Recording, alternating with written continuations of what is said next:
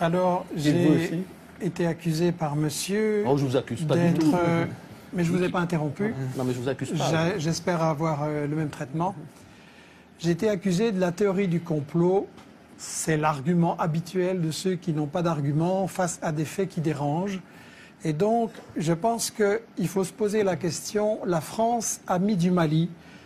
Moi, je dis que dans toute guerre, on nous cache l'histoire et on nous cache les intérêts. Et je voudrais pouvoir expliquer les deux qui me semblent vraiment fondamentaux et totalement occultés dans la version officielle des médias. L'histoire occultée, c'est quand il y a eu un président élu au Mali qui s'appelait Modibo Keïta, qui voulait l'indépendance de son pays, le développement et mettre fin à la pauvreté. Qu'est-ce que la France a fait? Elle a soutenu un coup d'État sanglant de Moussa Traoré. Modibo Keïta a crevé en prison et Moussa Traoré, ça a été une dictature épouvantable pendant 23 ans. Ensuite, il y a eu d'autres marionnettes à la place. Et est-ce que vous appelez ça une théorie du complot? J'aimerais que vous alliez le dire aux Maliens. Ensuite, il y a la question des intérêts, à savoir que le Mali, c'est un pays pauvre, mais comment on peut être pauvre quand on est riche? Et toute la région, le Niger, c'est un pays où c'est le dernier pays sur la liste du niveau de pauvreté dans le monde, et c'est un pays très riche avec l'uranium. Et donc, il faudrait expliquer ce que vous cachez soigneusement, à savoir que dans cette région, il y a de l'or. L'or a été exploité au Mali, dans les mines de Morila, par Bouygues, derrière des paravents. On a fait crever les gens qui extrayaient l'or avec du cyanure et de l'arsenic, aucune prévention, les nappes d'eau polluées, les gens crevaient comme des mouches. Et donc, ça c'est Bouygues, ça c'est l'or. De quelle époque parlez-vous, Michel Colomb? Tout récent, c'est encore il y a 5-6 années. La mine a été fermée récemment et on recommence le même coup de l'autre côté. Deuxièmement, l'uranium. Areva est plein de convoitises pour l'uranium du Mali. Et quand on veut voir ce qu'il va en faire, il faut voir ce qui se passe au Niger, le pays le plus pauvre, comme je le disais. Au Niger, Areva, c'est le numéro 1 de l'exportation nucléaire dans le monde. Le Niger, c'est celui qui procure tous les revenus qui permettent à Areva et aux firmes qui travaillent avec elle, Alstom, Suez, Bouygues et tout ça, de gagner énormément d'argent. Et pendant ce temps-là, monsieur, les Nigériens, ils crèvent de faim. Et quand vous savez, l'espérance de vie, c'est 49 ans. Il y a moins de 30% de gosses qui sont à l'école. Et quand les Nigériens ont dit à Areva, on voudrait quand même un peu d'argent pour nos écoles, ou bien par exemple, il aurait suffi, c'était un projet de la Banque mondiale, de 10 millions pour irriguer le Niger, et le Niger aurait eu, tous les gens auraient eu à manger, Areva a dit, c'est pas notre problème et les Nigériens peuvent continuer à crever de faim. Donc, il y a l'or, il y a l'uranium, il y a, et vous le savez très bien, le gaz et le pétrole dans la région.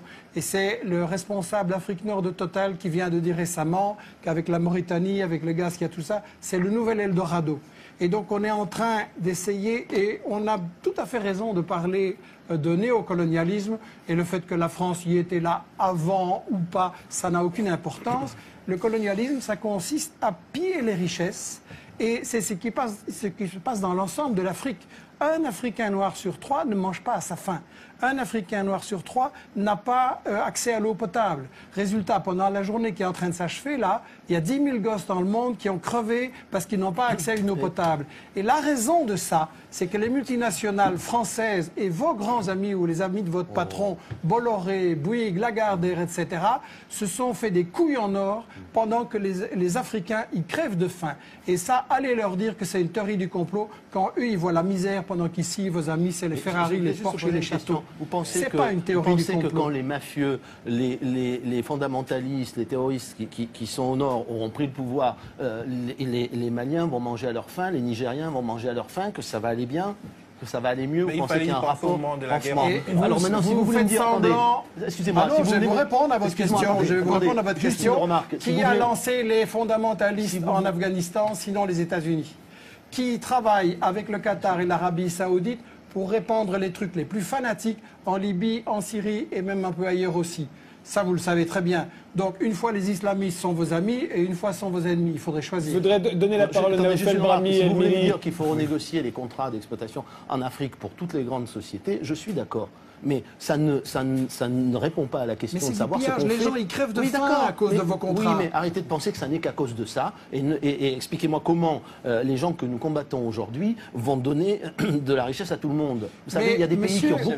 La paix, il n'y aura riches. jamais la paix tant que les gens crèveront de faim Ouais. et ils crèvent de faim à cause de vos amis. Bien sûr, Naoufel uniquement à cause de Brahmi. nos amis. Mais c'est bien. Voilà, c'est bien Elmini. sûr, c'est vision. Non, Parlons juste- de Benghazi. Non, on Deux n'a mots. pas le temps aujourd'hui. Malheureusement, juste qui répondent pourquoi. Alors à ce moment-là, quelle est la question que vous avez Non, mais posée? pourquoi est très simple? Parce que des représentants de la population de Benghazi qui menaçaient d'être massacrés Mais sont les venus- services sont secrets venus- français sont venus étaient voir, 6 voilà. mois avant l'insurrection de Benghazi. Oui. Vous reprenez les mensonges habituels. Non, mais les arrêtez, moi, je services l'ai secrets vécu, je l'ai français vécu. étaient là 6 Arrêtez. mois avant D'abord, l'insurrection. je vous permets Je pas vois de- que votre attendez. information n'est pas parfaite. Je voudrais Non. sur Benghazi vous donner. Attendez, juste une réponse. Je vous permets pas de Benghazi, me traiter de est-ce que menteur. vous trouvez qu'aujourd'hui la région de Benghazi est tranquille?